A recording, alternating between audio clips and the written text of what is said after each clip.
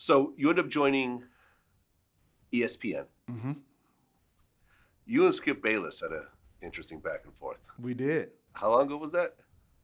I want to say that took place in 2010 or 11. Yeah, I think so. Because it was actually taken off the air and someone reposted it on YouTube. And Yeah. I went through it. Yeah. And you guys really went at it. Mm-hmm. What do you think was the gist of that argument? The gist of the argument I had with Skip Bayless, by the way, we had multiple debates. Yeah, but that one kind of stood out. Correct. So, as I mentioned, I was on the show since it was in New York and it was cold pizza. I used to be a guest on the show to when it graduated and became First Take and moved to Bristol. And so now we see it doing the work that it's doing right now with Stephen A., Max, and my lovely wife, Molly. And so the content of the debate was I was defending the idea that it's okay to name call as your analysis of describing players. Because there was a period of time where he was coming up with nicknames. Chris was Bosch Spice, and it was a couple of more that I don't remember off the top of my mind. So basically, I was coming from the standpoint of I was encouraged to get into this industry for a lot of different reasons. One of them is I wanted to try to be what I personally consider a voice of reason that can have an opinion, a strong one, that can definitely, ruffle some feathers, but not make it personal, which to me is something totally different. You learn that trash talking, playing outside growing up. It's one thing for you to be future NBA player talking trash to local drug dealer.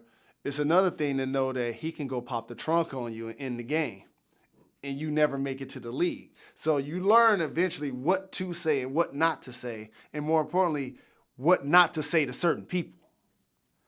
But a lot of times that could get blurred. And when you're giving your description of what you feel like they are as a player or what you felt like their behavior was, my point was there's a way to do that without calling the person by a niche nickname that's clearly not positive. What wasn't part of the argument about you being an ex-player and him never playing the game? That's where it ended up going. Yeah. Because initially it was about Russell Westbrook. Right. It was about the fact that Russell Westbrook wasn't a traditional point guard. Oh, he's only gone on an average of triple-double for 3 straight years. Right. Something I never thought that somebody would be able to do. And definitely as a tall point guard that grew up idolizing, so many people, I always wonder who that guy would be. And what we were talking about, I think the debate, what the debate topic was, is he a true point guard? And what I was trying to explain is that positionless basketball is where the game is going. So now you hear that term, and you hear a lot of people using it. I was talking about this almost 10 years ago. And I was describing him as a player. I was like, he's not a traditional point guard. And I think as much as he loved the San Antonio Spurs, I think I was trying to tell him, when Tony Parker's at his best, it's 25 points and 5 assists. It's not 20 points and 12 assists. And I was trying to explain to him the kind of combination guard Russell Westbrook was, and then his retort was a personal one because he said, so what kind of guard were you? So now, somebody that grew up in the hip-hop era, and that's more than just rapping with a microphone, as Kara's taught us, it's graffiti, it's breakdancing, it's DJing, it's a lifestyle, it's what you say, it's what you wear. If I'm going to go on a debate show, I kind of got to have a couple of counterpoints to make if somebody throws shade. And so I'd done some research that I'd been sitting on that I didn't know that I was going to actually even say it that day.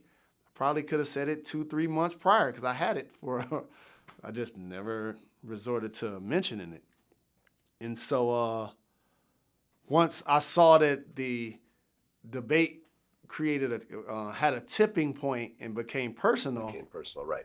that's when I wanted to acknowledge that, okay, I heard you say you was a certain type of player, but then this is what it actually ended up being.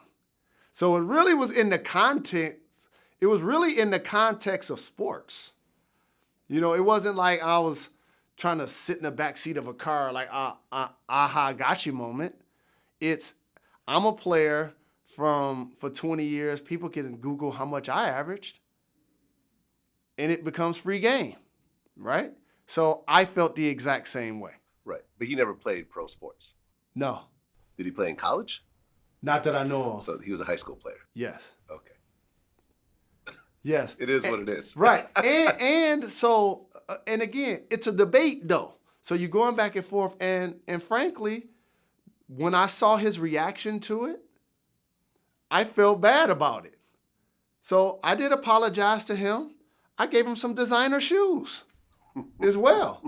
And when we see each other, we cool. He's killing it with Shannon Sharp right now. I follow their movement.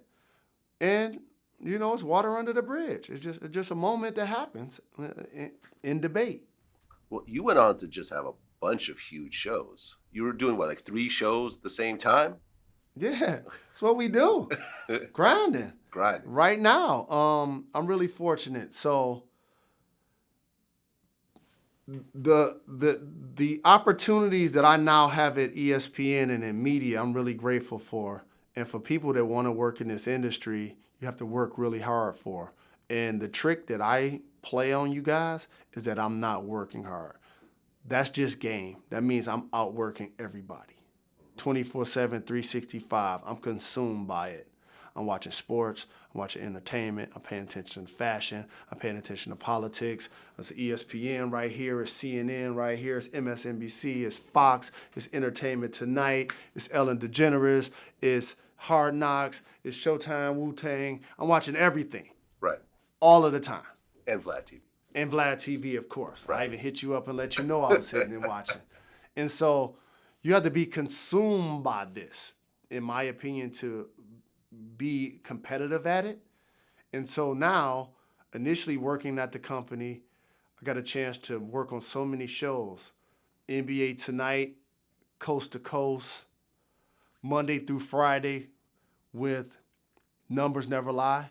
And at that moment, I realized I had a John Sally-ish revelation. I was like, I'm the only former basketball player that's doing a Monday through Friday national televised sports show. And now, in 2019, some of my favorite people who just happen to be football players, Mike Golick, Marcellus Wiley, Michael Strahan, Chris Carter, Shannon Sharp, Nate Burleson, all Monday through Friday shows. You know what drum I'm still quietly trying to beat down? To not be the only basketball player doing it Monday through Friday.